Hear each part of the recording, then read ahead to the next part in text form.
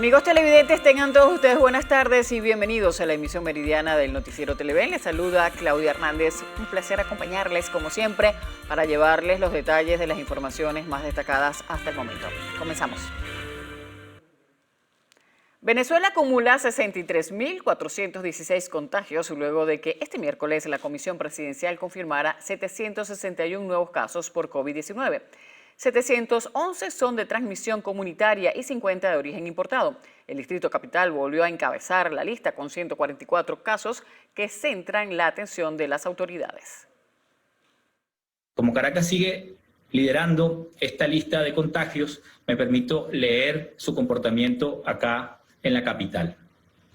42 casos se registraron hoy en la parroquia El Valle, 17 en Sucre, 10 en San Juan, 7 en San Agustín, 7 en El Paraíso, 7 en Caricuao, 6 en Coche, 6 en Antímano, 5 en El Recreo, 4 en San Bernardino. Seguido de Carabobo con 103 casos, 85 en Aragua, 85 en Miranda, Táchira con 59, Bolívar 42, Yaracuy 40, Anzoátegui 31 y Nueva Esparta con 22 nuevos casos. En las demás entidades con infectados se dieron menos de 20 contagios en el último conteo. Los 50 casos importados fueron descritos para conocer cómo llegaron al territorio nacional. 44 de los cuales proceden de Colombia, ingresaron 36 por la frontera del Táchira, 6 por Apure, 2 por Aragua. 6 procedentes de Brasil y los 6 ingresaron por el estado Bolívar.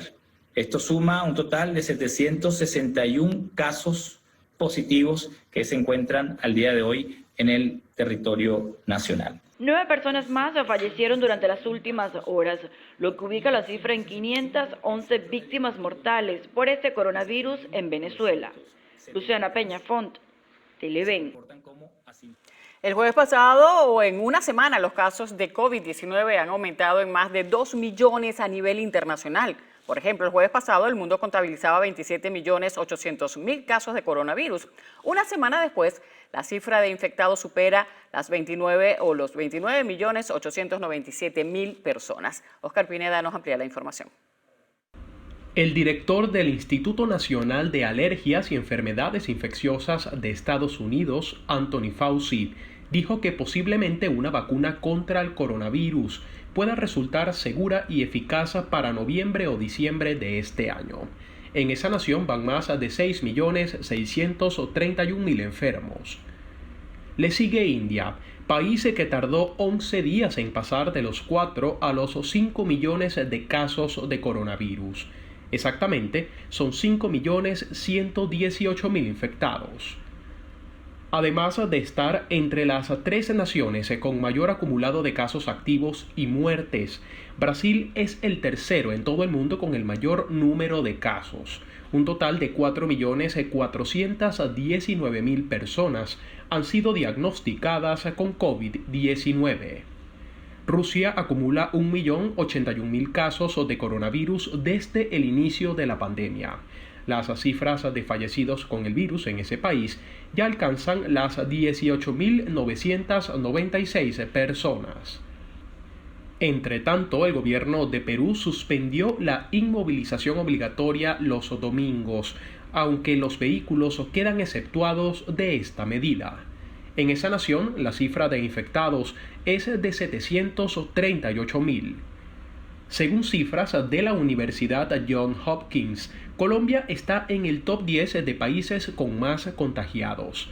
En total, el vecino país registra 736.000 casos hasta la fecha. Seguimos el recorrido en México. Este país se pronostica que habrá reducción de contagios para el mes de octubre, aunque hasta los momentos 690.000 personas han dado positivo a la prueba.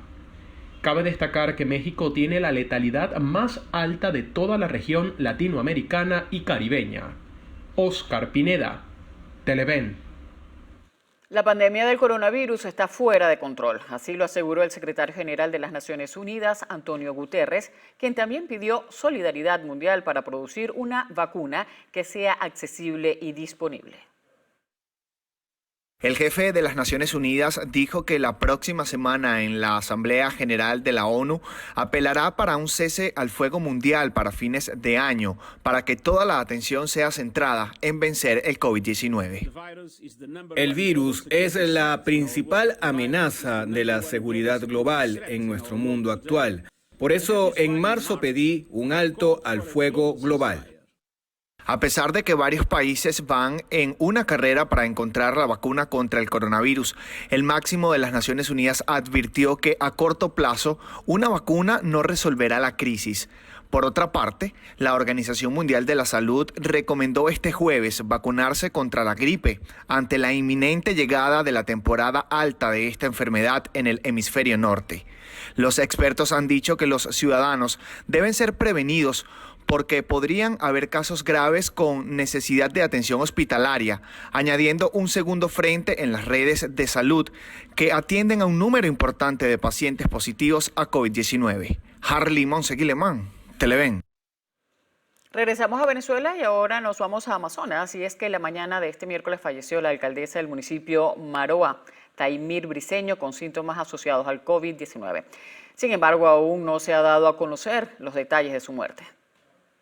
La información la dio a conocer el gobernador de la región, Miguel Rodríguez, detallando que la máxima autoridad municipal ingresó a altas horas de la noche del martes al Hospital José Gregorio Hernández de Puerto Ayacucho, con complicaciones respiratorias. El cuerpo de Briceño fue trasladado en avión hasta Caracas la misma tarde de ayer, para posteriormente ser cremado. En el estado portuguesa, la alcaldía de Guanare decretó el cobro de multas equivalente a 50 unidades tributarias municipales a aquellos ciudadanos que no hagan uso del tapabocas en espacios públicos y privados. Con el objetivo de obligar el uso de tapabocas y el distanciamiento social requeridos para evitar la propagación del COVID-19, la alcaldía del municipio Guanare implementó la multa de 50 unidades municipales tributarias a todas aquellas personas que incumplan con el uso del tapabocas y el distanciamiento social en los espacios públicos, privados y en el transporte público en toda la geografía del municipio capital. Así lo dio a conocer el alcalde Óscar Novoa. El burgomaestre destacó que, según lo establecido en el decreto 39/2020, han tomado estas medidas para crear conciencia en la población. Asimismo, explicó que las 50 unidades municipales tributarias son canjeables por 5 horas de servicio comunitario a quienes no cumplan con el pago. Dicha acción está respaldada por los organismos de seguridad, quienes de la mano con los funcionarios de la alcaldía han estado desplegados en las diferentes vías y zonas comerciales del municipio Guanare, dándole cumplimiento al decreto que entró en vigencia en prevención de la propagación del virus. Desde el estado portugués, Mayuri Betancourt, Televen. Los jefes de distintas delegaciones internacionales acreditadas en Venezuela se reunieron con las autoridades del Consejo Nacional Electoral. Según uno de los directores del ente rector, los diplomáticos mostraron interés en acompañar el proceso del 6 de diciembre. Los funcionarios internacionales que han visitado el Consejo Nacional Electoral son el embajador de China, el embajador de Sudáfrica, el representante de Cuba en Venezuela, el señor embajador de Rusia y el embajador de la República Islámica de Irán. Estas reuniones se han llevado a cabo días distintos y desde el Consejo Nacional Electoral aseguran que algunos de ellos manifestaron su voluntad de participar como acompañantes internacionales, mientras que otros han pedido que les den la oportunidad de conocer en detalles el proceso para fortalecerlos de sus países. Recordemos que la Unión Europea rechazó la petición del gobierno de Nicolás Maduro de participar como observadores en las parlamentarias por considerar que no cumplen con las condiciones para un proceso transparente, mientras que la ONU también fue convocada, pero aún no da respuesta. Harley Monseguilemán, Televen.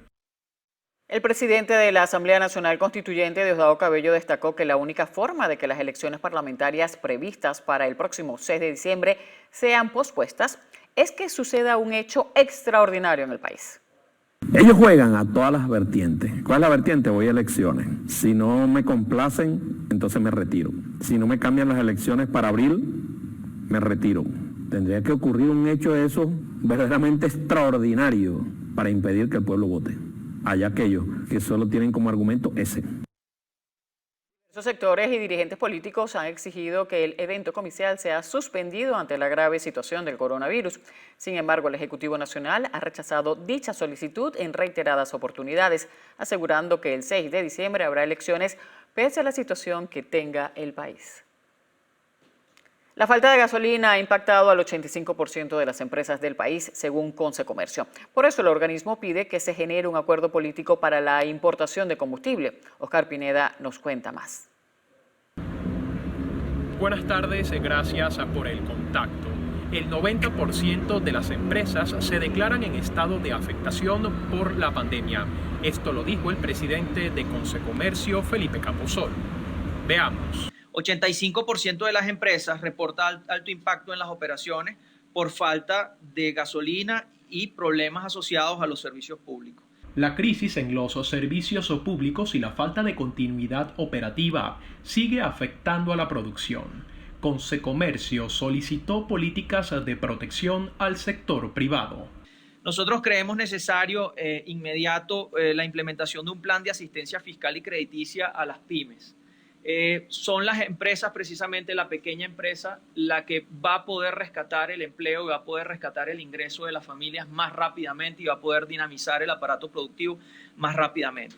El sector privado tiene sobre la mesa un plan para estimular el consumo a fin de año. Nosotros tenemos un acuerdo con la Cámara Cabecon-E, donde hay un compromiso sólido y firme de promocionar y de impulsar el Black Friday.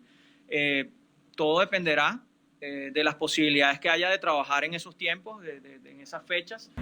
El representante gremial le pidió a la nueva ministra de Economía y Finanzas a que se mantengan los canales de comunicación y que se implementen las propuestas hechas por el sector privado para el rescate de la productividad. Este es mi aporte para la emisión meridiana y con él doy el pase al estudio. Adelante. Representantes de la Cámara de Turismo en Carabobo advierten que extender la paralización de este sector solo traerá más desempleo. Afirman cumplir con todos los requerimientos sanitarios para el reinicio de las actividades. La pandemia está pulverizando los pocos sectores económicos que aún luchan por sobrevivir en Venezuela. El turismo es uno de ellos. Agencias de viajes, aeropuertos y zonas turísticas están paralizadas por completo y con un futuro nada alentador. Es el sector o la industria con mayor pérdida, que se pueda decir, mayor afectada, y no es ajeno tampoco para el estado de Carabobo, donde los hoteles apenas tienen un 2% de ocupación, las líneas aéreas ni siquiera tienen iniciación de sus vuelos. En el aeropuerto de los aeropuertos del estado de Carabobo tampoco hemos visto avances en cuanto a materia de protocolos de bioseguridad que nos pudieran alentar o decir que estuviéramos próximos a abrir los vuelos. Debido al repunte de casos por COVID, el gobierno nacional continúa postergando la reactivación turística, decisión que a juicio de la Cámara Carabobeña dejará a muchos venezolanos desempleados. Y seguir en esta proyección, serán muchos los empleados que van a quedar sin trabajo, de manera directa y de manera indirecta. Quizás las aerolíneas tengan que empezar a salir de personal al cual hoy día están apoyando, con personal que hoy día les cancelan su salario, personal que hoy día de alguna manera tiene un ingreso, ya mañana, de seguirse así, te quedarán sin empleo. Otra situación que preocupa al gremio empresarial es la escasez de combustible, pues esta frena y colapsa la poca actividad laboral. Desde el estado Carabobo, Sandino Ignacio Yaguare, Televen. Un tribunal dictó medida privativa contra 8 hombres, uno de ellos de nacionalidad estadounidense, por su presunta participación en acciones terroristas contra refinerías del país. De acuerdo a fuentes oficiales, uno de los implicados fue capturado en el estado Falcón, cerca de las instalaciones petroleras. El resto de los ciudadanos habrían participado en las labores logísticas para trasladar por vía terrestre al hombre estadounidense desde la zona fronteriza de Paraguachón, en el estado Zulia, hasta la ciudad de Punto Fijo en Falcón. Finalmente, enfatizaron que durante las audiencias se cumplieron estrictamente los protocolos de seguridad para prevenir contagios por COVID-19.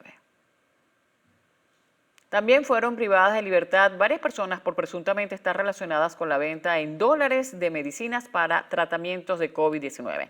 Entre los privados de libertad se encuentra el director del Hospital Central de Valencia, Alexis Ramón Riera Lugo, junto a otros 2 ciudadanos identificados como Juan Carlos Yáñez Viera, Rafael Antonio Mandivelso, y los mismos laboraban en instituciones de salud pública.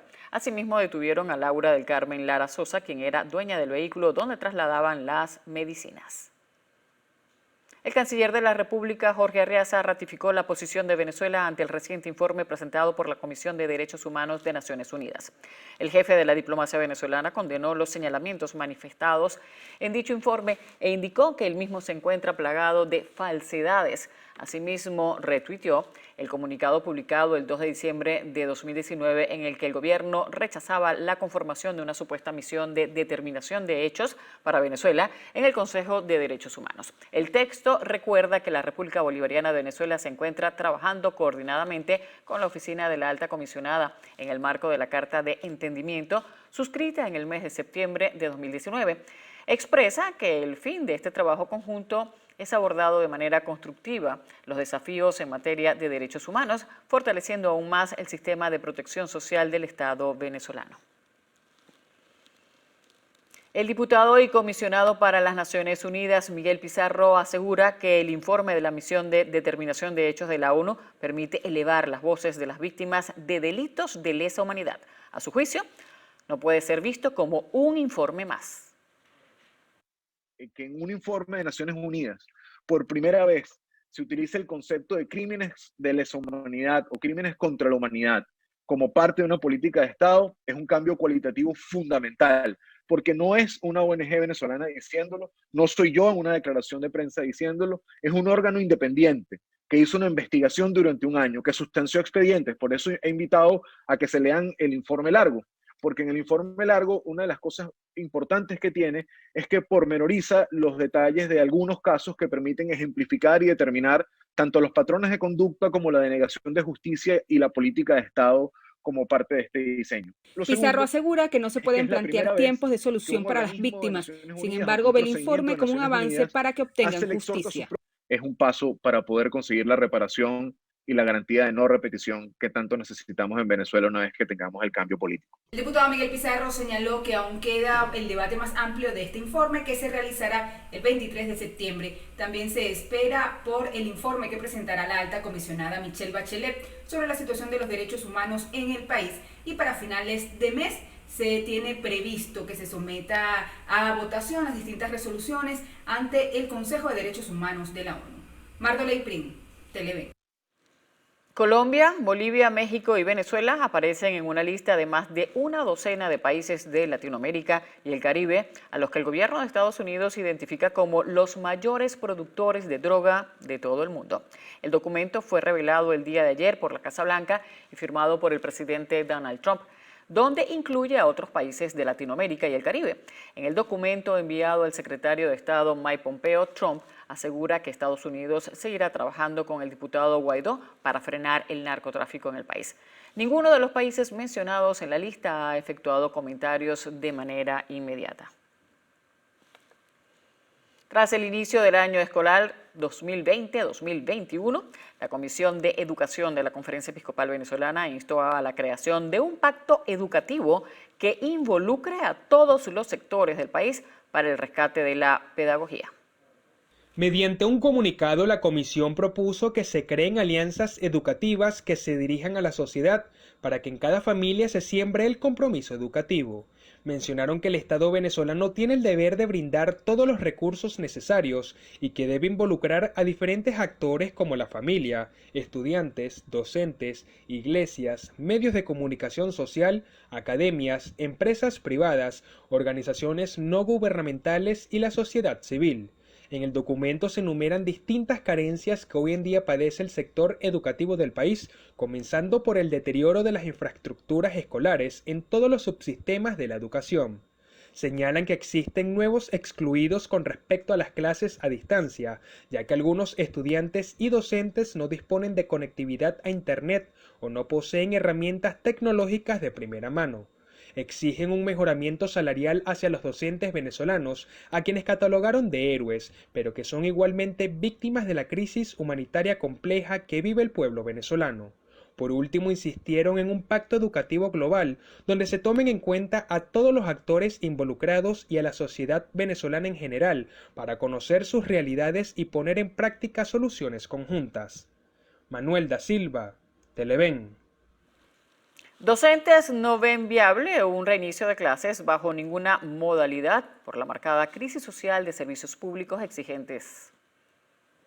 Aseguran que el 95% de las escuelas no tiene lo más básico como agua o electricidad. Sin ambas es difícil dar clases. Advierten que eso de reabrir los colegios para los padres y docentes es algo absurdo y evidencia el desconocimiento de una realidad en el sistema educativo. No hay condiciones en Venezuela para comenzar las clases de ningún tipo, ni a distancia, mucho menos presencial. Educación a distancia con apagones y fallas en las telecomunicaciones. Solo plantearlo es una burla, dicen. Hay una baja en la matrícula de alumnos y existe un abandono de docentes a sus escuelas. Solo 700 renunciaron hace poco en el sur del lago de Maracaibo. Dicen ganar más dinero en oficios como la peluquería, por ejemplo, que como maestras y maestros. Desde el estado Zulia, Lenín Daniel y Televen. El Sindicato de Maestros del Estado Sucre fijó posición sobre la no reincorporación a las actividades escolares, indicando que no están dadas las condiciones. El presidente del Magisterio Sucrense, Jesús Malavé, destacó que en julio el 89% de los docentes expresó mediante una consulta nacional su rechazo a incorporarse a este periodo académico por no existir mejoras en los salarios y rechazaron que la zona educativa los esté llamando a incorporarse a las aulas. En el caso del Estado Sucre, más del 70% de los consultados rechazaron iniciar el año escolar de manera presencial, porque tenemos información que desde la zona educativa se están emitiendo circulares, se están ordenando, se están combinando al personal directivo, a los docentes, a los obreros, a los administrativos, a las cocineras e incluso a los propios padres y representantes para que hagan actos de presencia en las instituciones. Por su parte, el presidente de la Federación Venezolana de Maestros Seccional Cumaná, William Figueroa, afirmó que se hace imposible impartir clases vía online, ya que el sueldo está por debajo del costo por servicio de Internet. Que hoy un maestro con los sueldos y salarios que está recibiendo no tiene cómo complementar los datos móviles para poder implementar el proceso de enseñanza-aprendizaje. Es decir, que apenas lo que percibe son 600.000 bolívares quincenal cuando tiene que recargar sus teléfonos celulares, que equivale a más de 1 millón de bolívares mensuales. Ratificaron que al menos en nombre de las federaciones que reúne a los docentes no habrá actividades, incluso si se acabara la pandemia, porque a su juicio las precarias condiciones no se los permitiría. Desde el estado Sucre, Javier Ramos, Televen. La alerta por lluvias en el oriente del país se mantiene desplegada en las zonas de riesgos. Protección Civil en la región está atenta para atender posibles contingencias. A través de redes sociales, quienes habitan en las márgenes de la quebrada La Culebra en Guanta alertaron el incremento del caudal tras las precipitaciones que afectaron el oriente del país. La quebrada La Culebra no solo atraviesa la carretera nacional entre Anzoátegui y Sucre, sino que también cruza la población de Guanta. Protección Civil y la Alcaldía de Guanta desplegaron un operativo especial de monitoreo en zonas donde el nivel del agua ha alcanzado niveles críticos, activando los protocolos de atención inmediata. Algunas viviendas sufrieron anegación. Además, autoridades reiteraron el llamado a no lanzar grandes objetos al cauce de los ríos, quebradas y drenajes, que fueron saneados antes del inicio de la temporada. Desde el estado Anzoátegui, Jesús Albino, Televen. Se solicitan con urgencia donantes de sangre de cualquier tipo para paciente recluida en el Hospital Victorino Santaella de Los Teques en el estado Miranda. Quienes puedan colaborar, favor comunicarse al número telefónico 0414-721-9693. Gracias de antemano por su colaboración. Es momento de hacer nuestra primera pausa en la emisión meridiana del noticiero. Al regreso, encuentran sin vida en tanque de agua a niña que se encontraba desaparecida. Manténgase en nuestra sintonía.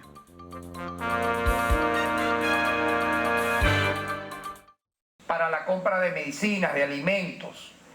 ¿Por qué? Bueno, obviamente porque esta gente, aparte de ser ladrones prácticamente a mano armada, son los que por el mundo han ido recorriendo capitales para que a Venezuela prácticamente se le asfixie económicamente, no podamos comerciar nuestros productos. Se ha sancionado a PDVSA y a sus filiales de la manera más criminal, porque ellos mismos lo han dicho, buscan es asfixiar, buscan implosionar, buscan desestabilizar. Ya lo leímos en una comparecencia pasada, lo que revelaba el documento producido por el Comando Sur en el año 2018. Ahí estaba todo el guión que se ha venido cumpliendo, pero este pueblo ha resistido y no ha permitido que por la vía violenta, por la vía de la crisis, por la vía incluso de este bloqueo, de estas sanciones,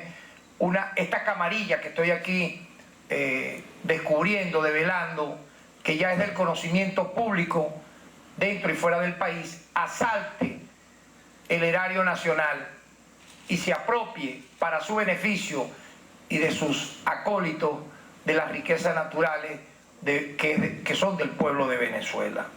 En tal sentido, se pudo conocer de esta denuncia que el denominado consorcio Caribbean Recovery Assets, por sus siglas SRA, conformado por las empresas Lock-in Capital, Global Rights Management, cuyos directores son los ciudadanos Jorge Reyes y Pedro Antar, presentaron en el año 2019 al diputado en desacato de la Asamblea Nacional, Juan Guaidó, quien, pretendiendo usurpar funciones como presidente de la República, le presentaron una propuesta para apropiarse de manera ilegal de una cantidad importante de activos venezolanos, cuentas por cobrar y demás bienes propiedad del país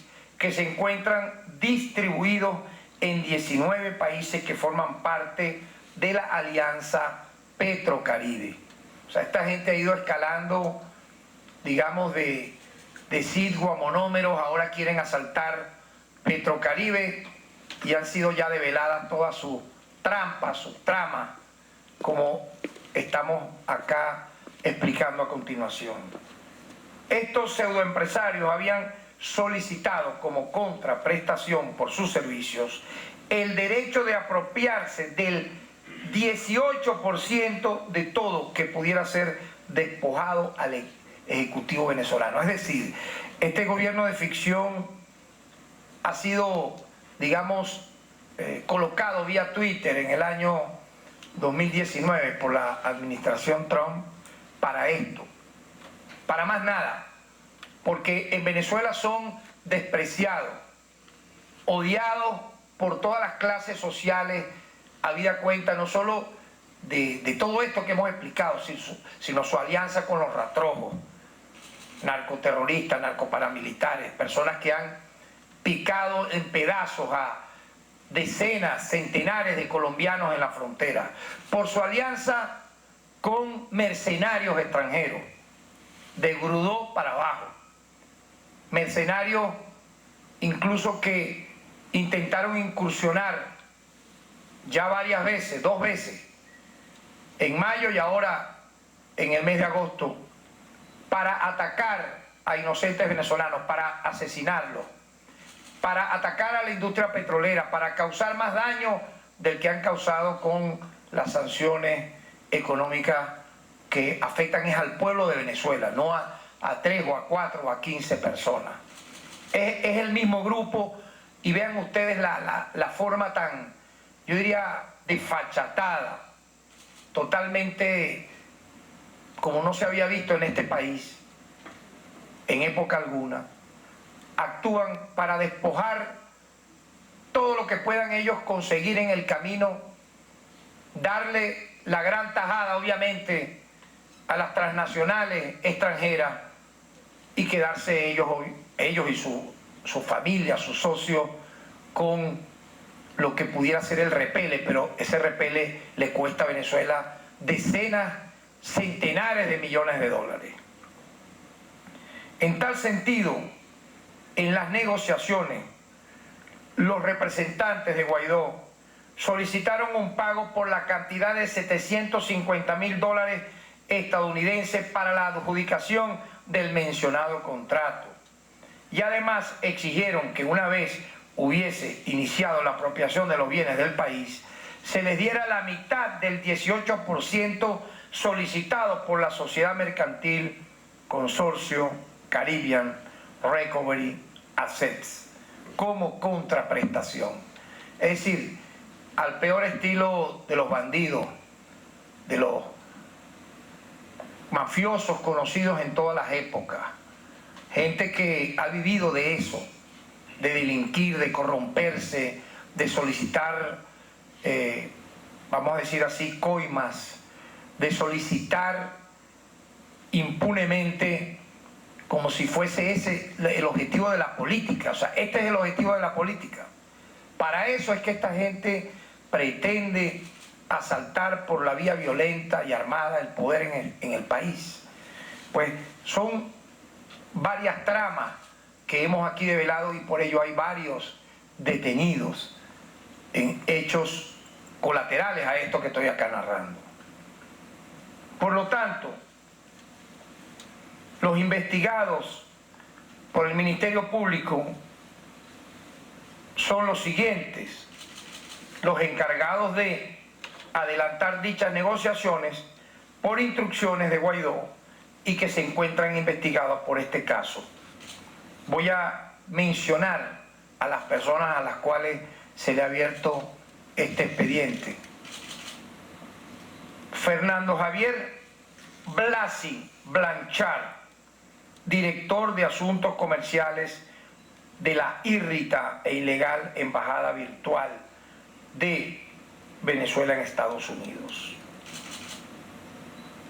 Magin Eduardo Blasi Blanchard, hermano de Fernando y responsable material de llevar a cabo el cobro de los $750.000 solicitados para la adjudicación del mencionado contrato.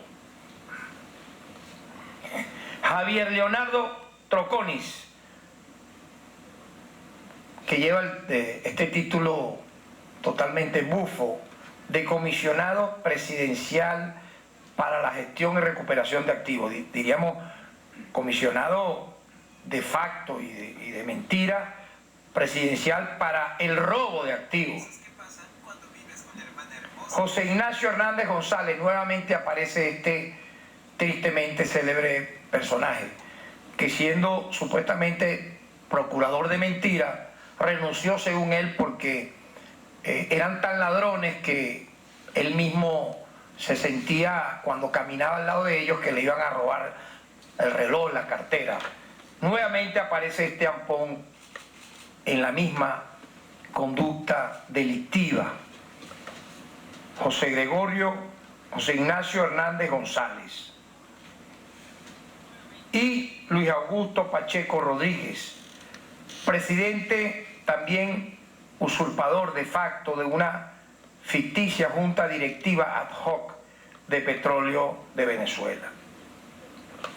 También están involucrados en esta red de delincuencia organizada destinada a robar activos del país en el exterior la Sociedad Mercantil Caribbean Recovery Assets, por sus siglas CRA, propiedad de las empresas Lock-in Capital y Global Rights Management, representadas por los ciudadanos, como ya mencioné, Jorge Reyes y Pedro Antar. Todo indica además que estas firmas con nombres totalmente rimbombantes, escandalosos, no son más que empresas de koala, no llegan ni a de maletín, utilizadas por estos dos supuestos empresarios para hacer negocios de dudosa legalidad, como este que se acaba de develar y que ya ha sido del conocimiento dentro y fuera del país. Sobre ambos pesan graves acusaciones de actividades ilícitas en Estados Unidos. Vamos a ver qué hacen las autoridades judiciales de los Estados Unidos de América contra estas personas que han cometido delitos federales en territorio estadounidense y otros países. Uno fue sancionado por fraude e inversores. y el otro aparece vinculado a una investigación por lavado de activos debido a exportaciones fraudulentas desde Ecuador a Venezuela utilizando el Sucre. Es decir, esta gente también ha estafado a inversores dentro y fuera de Venezuela, dentro y fuera de Estados Unidos. Los delitos a precalificar que estamos acá evaluando serían los siguientes: traición a la patria, legitimación de capitales, usurpación de funciones y asociación para delinquir, para todas las personas que he ido mencionando en esta comparecencia de prensa. Además, aquellos falsos funcionarios que solicitaron un soborno de $750.000 para la firma del contrato habrían a su vez violado la legislación federal de los Estados Unidos. Por lo tanto, exhortamos a las autoridades judiciales de los Estados Unidos de América que procedan contra estas personas ya visibles y públicamente mencionadas en esta trama. En tal sentido, quiero aprovechar la oportunidad para, como fiscal general de la República y como titular del Ministerio Público, dar nuestro apoyo a la vicepresidenta Delcy Rodríguez, quien hace apenas unas horas explicó en una comparecencia lo siguiente. En este caso, ¿verdad?, que se trata de una nueva versión del contrato firmado por Guaidó y Juan José Rondón con Jordan Grudó para que invadiera Venezuela con un ejército de mercenarios. Yo quisiera hacer esa comparación. Esto pudiera tener un alcance a aquel contrato infame para matar, para masacrar venezolanos, tasado a $250 millones, con también ofrecimiento de barriles de petróleo, con el fin último de matar. Siempre es ese, de ocasionar daños graves, de asaltar instituciones, de promover el magnicidio. Este es un contrato que tiene un alcance similar a aquel. Y en esta oportunidad se pretendió contratar a unos bandidos para que robaran activos del país en el Caribe. Igual que con los mercenarios se pretendió firmar un contrato para cometer un delito contra nuestro país, el cual al final afortunadamente no cumplieron, porque obviamente fueron varios de los responsables capturados y develada dicha trama.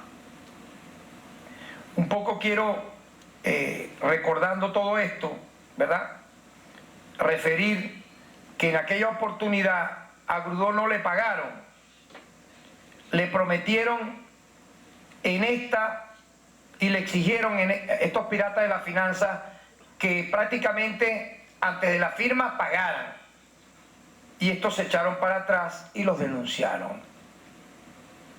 Por eso hemos dicho que esta es la clase de personas que dicen ser luchadores por la democracia, que dicen ser la Venezuela de bien, pero ya vemos cómo han venido actuando desde el terrorismo, desde el crimen, desde el delito, pero también financieramente.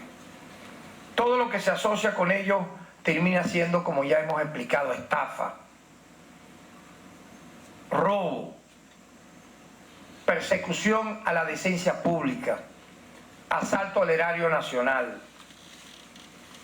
Se calcula que pudieran haber robado activos de la República cercanos a $116.000 millones, y todavía pretenden cobrar sobornos para la... Estábamos viendo declaraciones del fiscal general de la República, Tarek William Saab, sobre los nuevos procesos judiciales.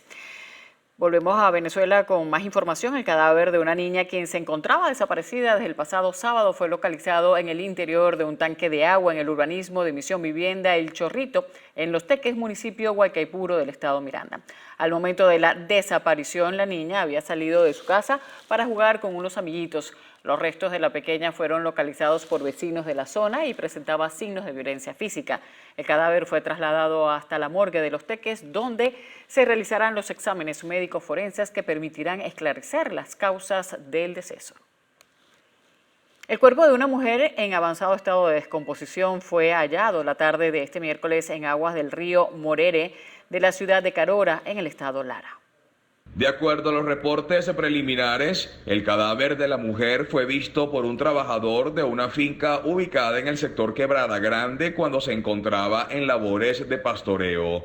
Al percatarse de su presencia, buscó ayuda para evitar que la corriente se la llevara.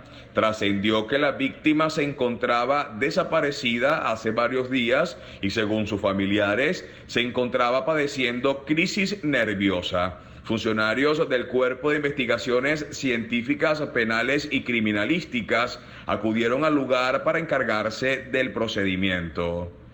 Desde el estado Lara, Juan Manuel Oviedo, Televen.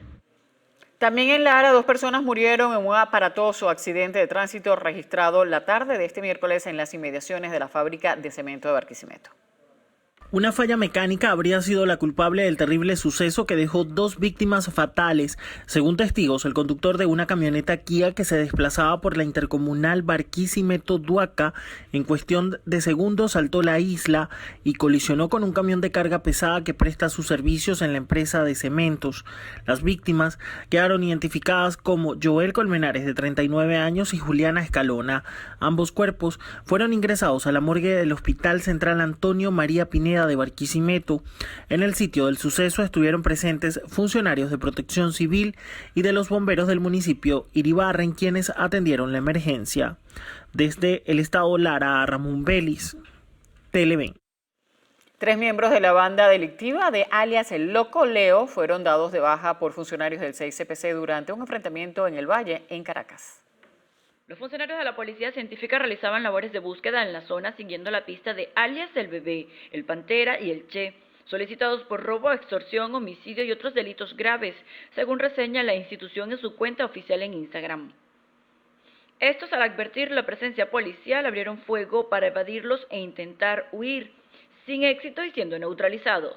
Como Isaí Adán Huipe Sánchez, Jo Anderson González y Leiderman José Velázquez Tineo fueron identificados los delincuentes, quienes portaban 3 armas de fuego próximas a ser peritadas, envoltorios de presunta droga y un radio portátil de comunicaciones. Luciana Peña Font, Televen. Se necesita con carácter de urgencia Dobet en gotas y acetazolamida de 250 miligramos. Quien pueda colaborar, favor comunicarse al 0412-203-7902. Gracias.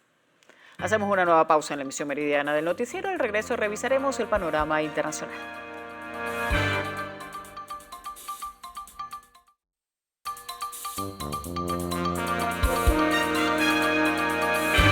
El Contralor de la República, Elvis Amoroso, rechazó las presuntas acciones promovidas por Juan Guaidó en conjunto con el gobierno de Estados Unidos para supuestamente impedir la llegada de los buques iraníes cargados de combustible a territorio venezolano. Amoroso manifestó que como consecuencia del bloqueo y a su juicio el ensañamiento del gobierno estadounidense contra Venezuela, los tanqueros iraníes que vienen con un nuevo cargamento de combustible se han visto obligados a tomar una ruta más larga y peligrosa al tener que bordear las costas africanas por el extremo sur del continente para eludir los sistemas de geolocalización, estimando llegar al país a finales del mes de septiembre. Y al sur del estado Anzoátegui, en el municipio Guanipa, acentúan las restricciones en la distribución del combustible. El alcalde del municipio Guanipa, Francisco Belisario Landis, indicó que está previsto el despacho de gasolina 2 veces a la semana en una sola estación de servicio. Debemos seguir priorizando el transporte público, las labores de despistaje médico en relación con el COVID-19, los servicios públicos, la transportación de agua y de alimentos, la actividad de seguridad pública y los casos de emergencia médica, como diálisis y otros problemas que se están presentando. El jefe local señaló que espera que la situación de restricción del carburante mejore a finales de este mes de septiembre. Dijo que todo va a depender del alcance que tenga la producción nacional y la transportación del combustible. Desde la zona sur del estado Anzoátegui, Susana Quijada, Televen.